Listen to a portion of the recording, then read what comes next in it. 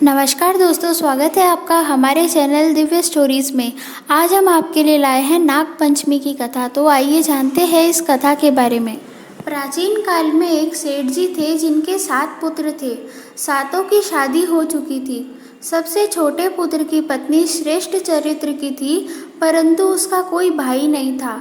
एक दिन सेठ जी की सबसे बड़ी बहू ने घर लीपने के लिए पीली मिट्टी लाने को सभी बहुओं को साथ चलने के लिए कहा, तो सभी धलिया और खुरपी लेकर मिट्टी खोदने गई।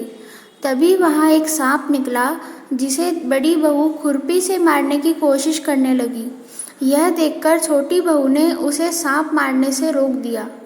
यह सुनकर बड़ी बहू ने उसे नहीं मारा और सर्प एक और जाकर बैठ गया। तब छोटी बहू ने उस सांप से कहा, हम अभी लौट कर आते हैं, तुम यहाँ से कहीं मत जाना।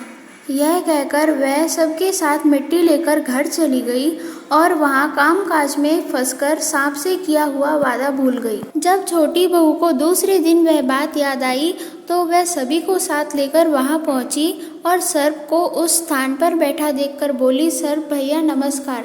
सर्प ने कहा, तू भैया कह चुकी है, इसलिए मैं तुझे माफ़ कर देता हूँ, नहीं तो झूठी बात कहने के लिए तुझे अभी डस लेता। वह बोली, भैया मुझसे भूल हो गई, मैं क्षमा मांगती हूँ। सांप बोला, अच्छा तू आज से मेरी बहन और मैं तेरा भाई, तुझे जो मांगना है मांग ले। वह बोली, भैया मेरे कोई भाई नहीं है, अच्छा हुआ जो आप मेरे भाई बन गए।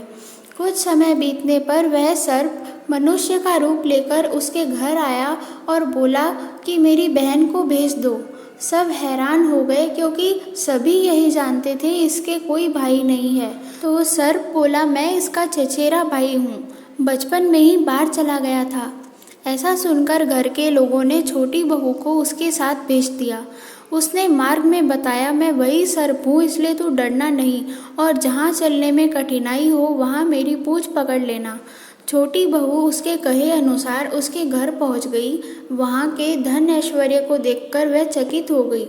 एक दिन सर्प की माता ने उससे कहा, मैं एक काम से बाहर जा रही हूँ, तू अपने भाई को ठंडा दूध पिला देना।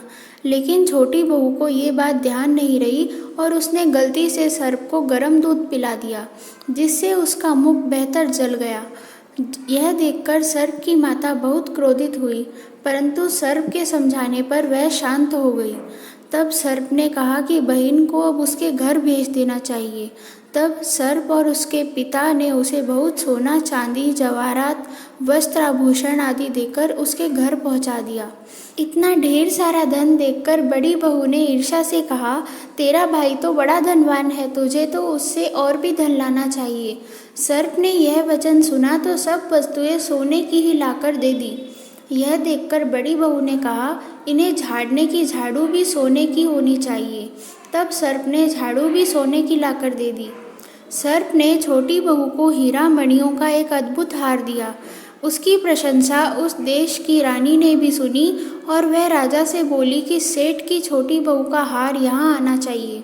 राजा ने मंत्री को हुक्म दिया कि उससे वह हार शीघ्र उपस्थित हो।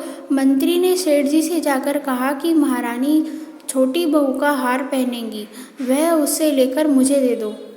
सेठ जी ने डर के कारण छोटी बहू से हार मांगकर दे दिया।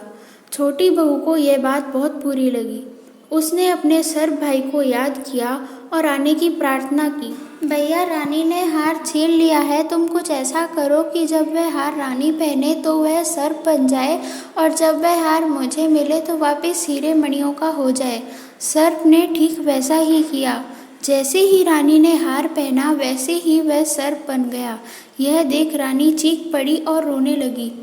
यह देख राजा ने सेठ के पास खबर भेजी कि छोटी बहू को तुरंत भेजो। सेठ जी डर गए कि राजा न जाने क्या करेगा। वे स्वयं छोटी बहू को साथ लेकर उपस्थित हुए। राजा ने छोटी बहू से पूछा, तूने क्या जादू किया है, मैं तुझे दंड दूंगा।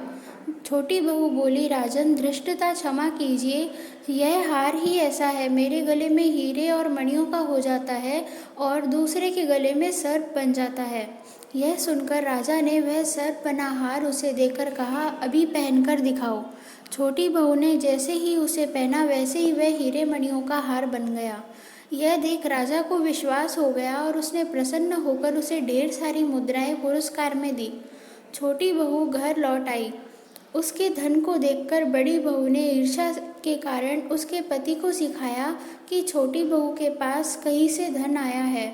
यह सुनकर उसके पति ने अपनी पत्नी से पूछा कि सही बता, ये धन तुझे कौन देता है। तब उसने सर्प को याद किया। बहन को मुश्किल में फंसता देख उसी समय सर्प वहाँ प्रकट हुआ और कहने लगा, जो मेरी बहन के आचरण पर संदेह करेगा तो मैं उसे डस लूँगा। यह सुनकर छोटी बहू का पति प्रसन्न हुआ और उसने सर्प देवता का सत्कार किया।